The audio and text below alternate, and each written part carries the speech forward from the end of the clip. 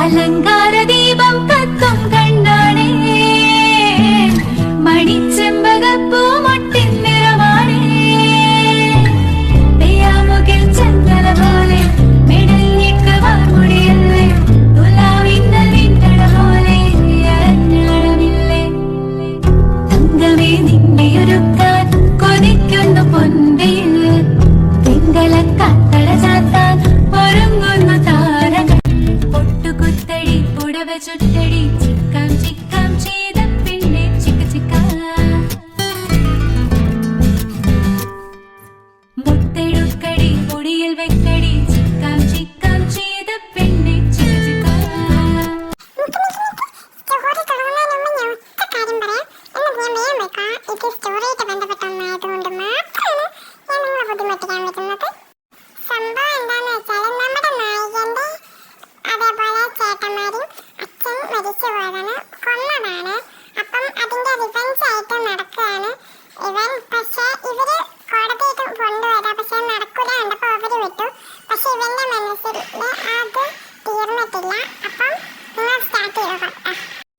ചേച്ചിമ്മേ ഞാൻ ഒന്ന് പുറത്ത് വരെ ഒന്ന് പോയിക്കോട്ടെ.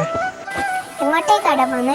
വല്ല ഫ്രണ്ട്സിന്റെ വീട്ടിലേക്കാണോ അതോ വല്ല അർജന്റ് സംഭവമാണോ?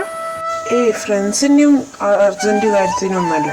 ഞാൻ മറ്റേ നമ്മുടെ കൃഷിത്തോട്ടത്തിലൊക്കെ ഒന്ന് പോയി നോക്കിയിട്ട് വരാം.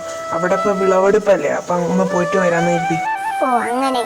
നീ പൊക്കോ. അല്ല നീ എന്തെത്തിനാ അവിടെ പോയി? നീ എന്തിനാ എന്റെ സമ്മതമൊക്കെ ചോദിക്കുന്നേടാ? ചുമ്മാ ചേച്ചിയമ്മേൻ്റെ സമ്മതം മേടിക്കാൻ തോന്നി, അതുകൊണ്ട്. നടക്കട്ടെ. എന്തായാലും നീ പോകുന്ന താമസം നിൽക്കണ്ട, നീ പൊക്കോ. എന്നാ ശരി. ഇവിടെ ആരുമില്ലേ? ആരെങ്കിലും ഉണ്ടോ?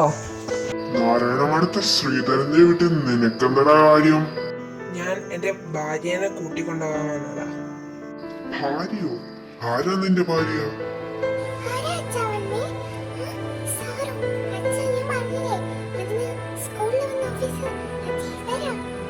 വാതാര, നമുക്ക് വീട്ടിൽ പോവാം, വാ.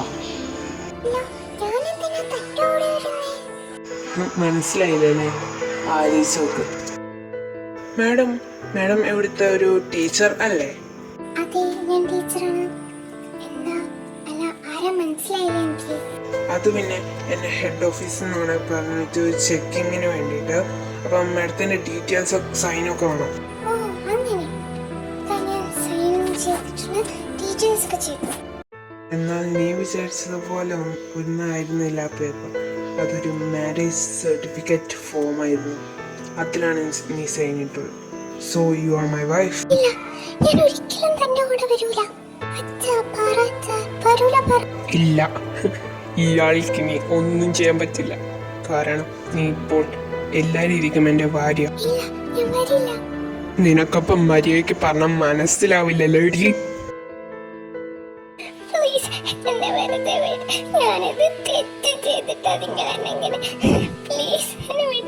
നോ താര, നിന്നെ വെറുതെ വിടാനല്ല ഞാൻ ഇങ്ങോട്ട് കൊണ്ടുവന്നത്.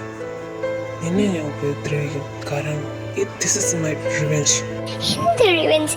ഞാൻ നിങ്ങളോട് എന്താ ചെയ്തത്? ഞാൻ എന്ത് തെറ്റ് ചെയ്തിട്ടാ? നീ ചെയ്ത തെറ്റ് അയാളുടെ മകളായി ജനിച്ചു എന്നതാ. നിനക്കറിയോ, 6-5 വയസ്സ് ഞാൻ എൻ്റെ അച്ഛനെ ഏറ്റവും കൂടുതൽ സ്നേഹിച്ചുകൊണ്ടിരുന്ന സമയത്താ എൻ്റെ അച്ഛൻ എന്നെ വിട്ടുപോയത്. കാരണം ആരറിയോ? നിന്റെ അച്ഛൻ. നിനക്ക് പറഞ്ഞാൽ മനസ്സിലാവില്ല. കാരണം നിന്റെ അച്ഛൻ നിന്റെ കൂടെ ഉണ്ട് എപ്പോഴും. എന്നാൽ എനിക്ക് എങ്ങനെയല്ല. നിന്റെ അച്ഛൻ എന്നെ എല്ലാം തന്നെ നഷ്ടപ്പെടുത്തി. ഇനി എനിക്ക് ആകെപ്പാട് എൻ്റെ ഏട്ടന്മാർ മാത്രമേ ഉള്ളൂ. ഞാൻ ശരിക്കും നിന്നെ ഇതിൽ വലിച്ചിടാൻ ഒട്ടും താല്പര്യപ്പെട്ടിരുന്നില്ല. ബട്ട് നിന്റെ അച്ഛൻ, വാ ഇറങ്ങ്, വീട്ടിലെത്തി, ഇനി അകത്ത് കയറാം.